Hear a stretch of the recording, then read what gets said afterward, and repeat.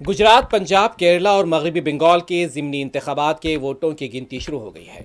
तमाम असम्बली हलकों के लिए 19 जून को वोटिंग हुई थी। चंद वाक़यात के अलावा बड़े पैमाने पर पुरअमन वोटिंग देखी गई थी।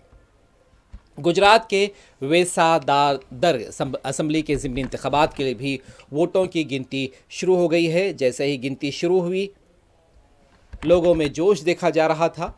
उधर जूनागढ़ के स्ट्रांग रूम से ईवीएम मशीनों को रायशुमारी मरकज़ मुंतकिल करते हुए देखा गया है। बताया जा रहा है कि ज़िमनी इंतखाबात यानी 5 असम्बली सीटों पर वोटों की गिनती जारी है। लुधियाना में आप और कालीगंज में टीएमसी उम्मीदवार आगे हैं। 19 जून को पंजाब के लुधियाना, मगरबी बंगाल की कालीगंज, केरला की नीलंबर, गुजरात के बताया जा रहा में भी एक असम्बली हलके पर इंतखाब हुआ था। ये सीटें किसी के इंतकाल या इस्तीफे के बाद खाली हुई थी। मुल्क की 4 रियासतों की 5 असम्बली सीटों पर जुमरात को वोटिंग हुई थी और इन तमाम सीटों पर आज नतीजे सामने आ रहे हैं।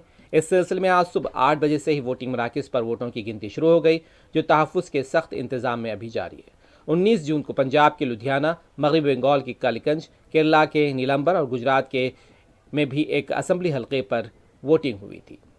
अभी लुधियाना वेस्ट सीट पर आम आदमी पार्टी के एमएलए संजीव अरोड़ा 10,000 वोटों से सबकत बनाए हुए हैं। वहीं कांग्रेस के भारत भूषण दूसरे नंबर पर आ गए हैं, जबकि बीजेपी के जीवन गुप्ता 7,000 से ज़्यादा वोटों से पीछे होते हुए तीसरे नंबर पर चल रहे हैं। मगरबी बंगाल के कालीगंज सीट पर तृणमूल कांग्रेस की उम्मीदवार अलीफा अहमद आगे चल रही हैं, और जबकि कांग्रेस के काबिलुद्दीन शेख दूसरे और बीजेपी के आशीष घोष तीसरे मुकाम पर हैं। वहीं गुजरात के बताया जा रहा है कि सीट पर शुरुआती रुझानों में आम आदमी पार्टी आगे चल रही है। आप उम्मीदवार अतालिया गोयल 7,000 से ज़्यादा वोटों से आगे हैं। वहीं बीजेपी की कीर्ति पटेल दूसरे नंबर पर बताई जा रही है। लुधियाना के एसपीडी के चौधरी ने बताया, खालसा कॉलेज में वोटों की गिनती जारी है। पूरे अहाते में तहफ़्फ़ुज़ के सख्त इंतजाम किए गए हैं। कॉलेज में 3 सतह की सिक्योरिटी मौजूद है। 450 तकरीबन पुलिस अहलकार तैनात किए गए हैं।